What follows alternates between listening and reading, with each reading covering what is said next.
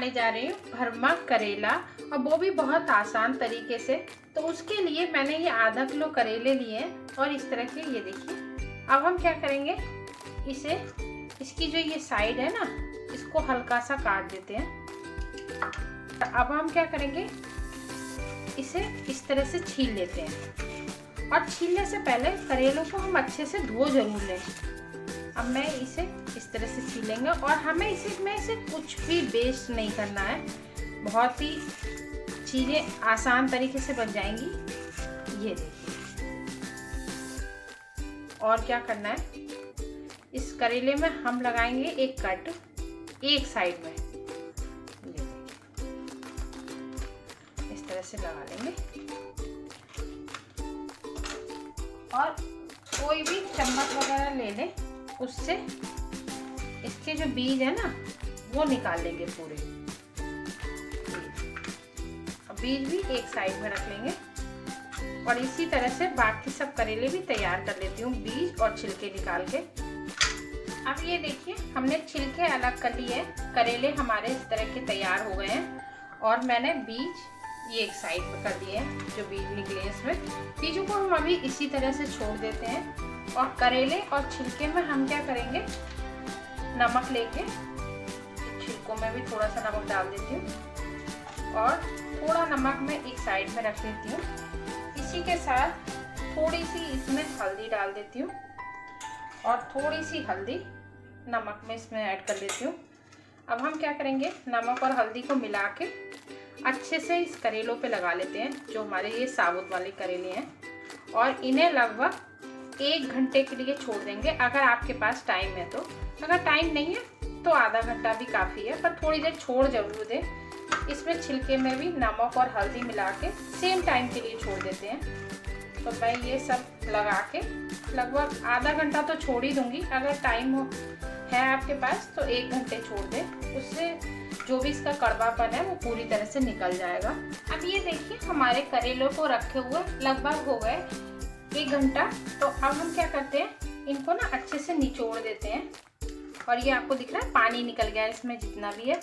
इससे क्या है, जो पूरे हमारे करेले हैं जितना भी इसका कड़वापन है वो पूरा निकल जाता है। अब हम इसे टाइट करके इस तरह से पूरा पानी इनका निकाल देंगे, करेलों का भी और जो छिलके हैं उनका भी। तो मैं ये दोनों का अच्छे से निचोड़ के पानी निकाल देती हूँ। अब ये देखिए, हमने छिलके और करेले जो रहते हैं उनका सबका पानी निकाल दिया है।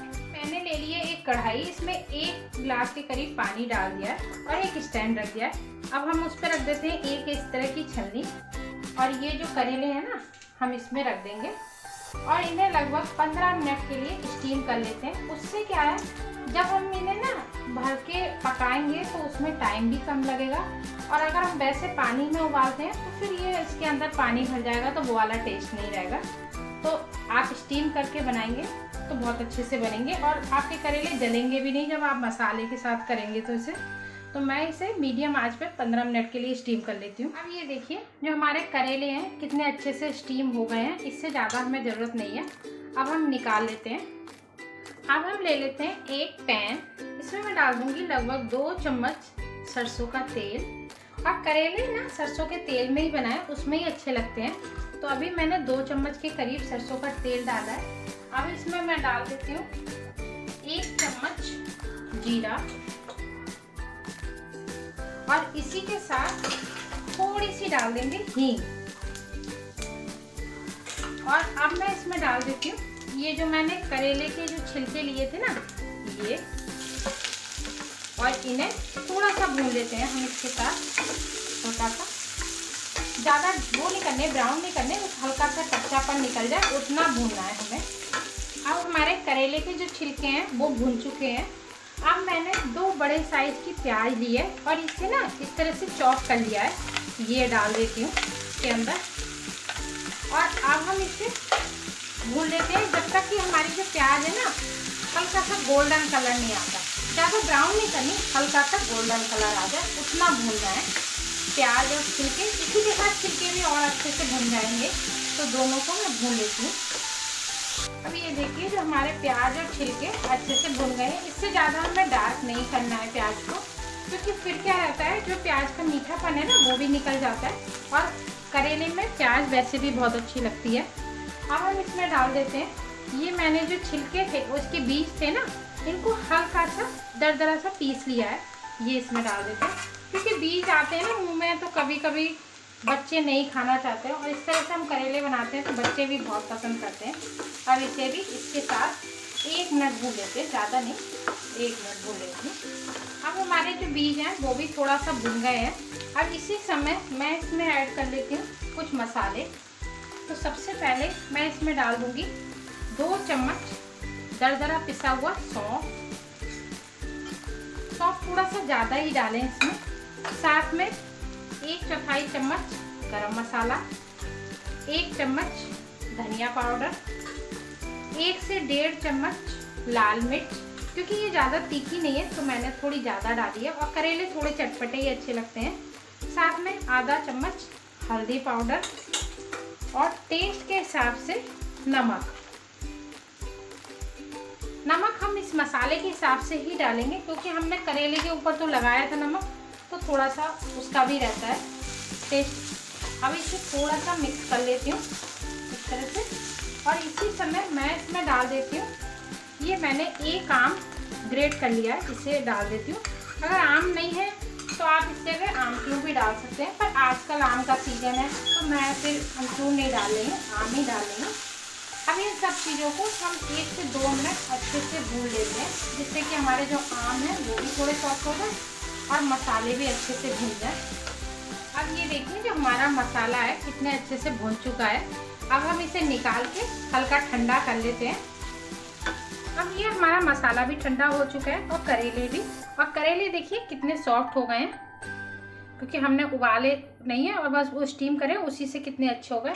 ऐसे क्या है, मसाला भरना भी आसान हो जाता है। अब हम क्या करेंगे, इसे अच्छे से फिल कर देते हैं जितना इसमें आता है। ओवर भी नहीं करना है, पर इतना ध्यान रखना है कि हमारे जो करेले हैं वो अच्छे से स्टफ्ड हो जाए। तो मैं इसे दबा के, ये देखिए इस तरह से भर लेती हूँ सभी करेले।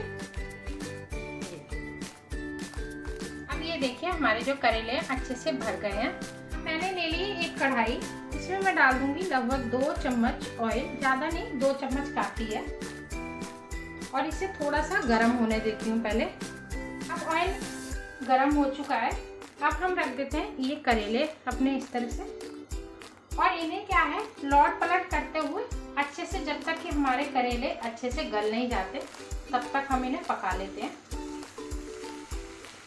और बीच बीच में ना लौट पर ऐसे टर्न कर देंगे, जिससे कि हमारे सब तरफ से हमारे जो करेले हैं अच्छे से पक जाए।